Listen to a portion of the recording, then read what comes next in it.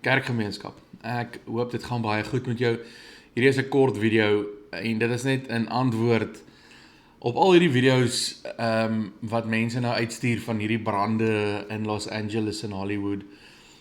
En is nogals hartseer, want die eerste ding wat Christene en gelowiges nou doen, is hulle kry lekker.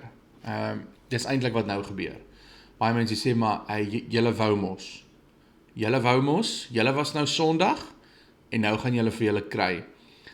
En daar's so baie mense wat hierdie video al vir my aangestuur het, ek kan nie anders as om ook self net my antwoord te gee, nie my antwoord te gee nie, die Bybelse antwoord te gee op dit wat nou aan die gang is. Ons moet onthou, daar waar al die huise afbrand en waar al die mense oorlede is, want ja, mense is al daar oorlede, ons moet onthou, daar's gelowige mense daar ook. Dis nommer 1. Nommer 2, ons moet onthou waartoe ons opgeroep word in die skrif, om te bid vir mense se bekering tot op die laaste dag, tot op die dag van die oordeel. Dit is waartoe ons opgeroep word. Ons word nie opgeroep om nou lekker te kry, en te sê, ja, julle wou mos nie. Maak dit ons kwaad, dat mense God spot? Absoluut.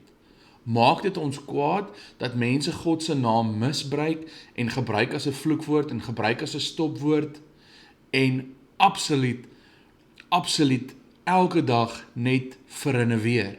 En ons sien dit oral. Ja, dit maak ons kwaad.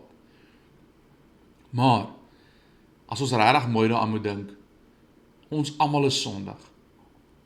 Wie van ons verdien om hemel toe te gaan? Wie van ons verdien God se genade? Nie een van ons nie.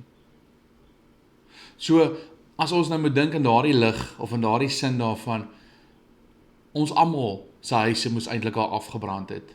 As dit die retoriek is, en as dit jou antwoord is op dit wat nou gebeur in Hollywood, dan moet jy net besef, en dan moet ons almal besef, jou huis gaan ook afbrand. As dit jou uitgangspunt is. Maar die feit van die saak is, dit is nie God se oordeel nie.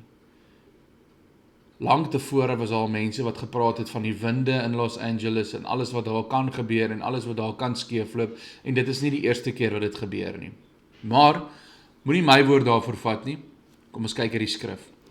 2 Petrus 3 praat van die wederkoms van die Here en die oordeelsdag.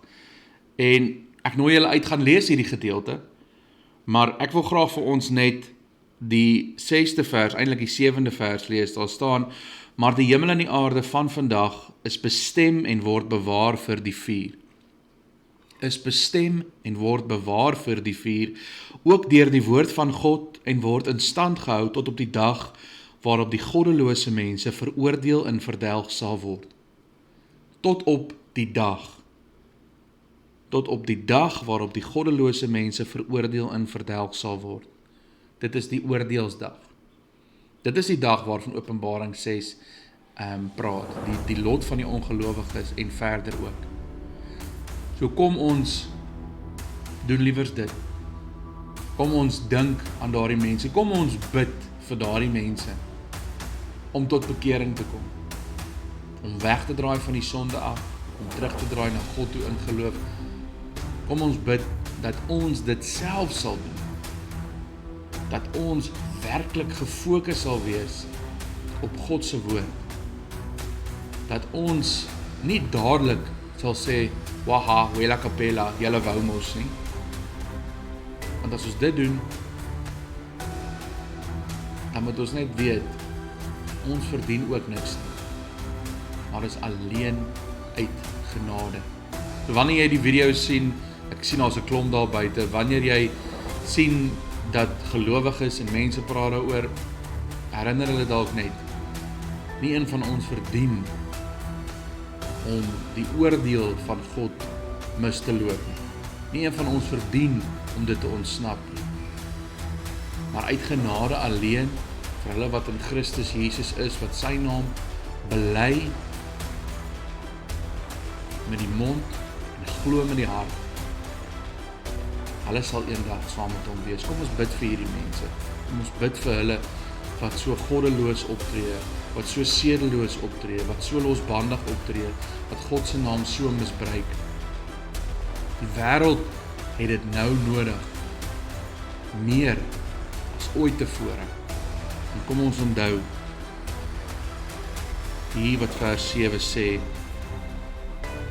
maar die hemel en die aarde van vandag is bestem en word bewaar vir die vuur, ook deur die woord van God, en word in stand gehou tot op die dag waarop die goddelose mense veroordeel en verdelg word.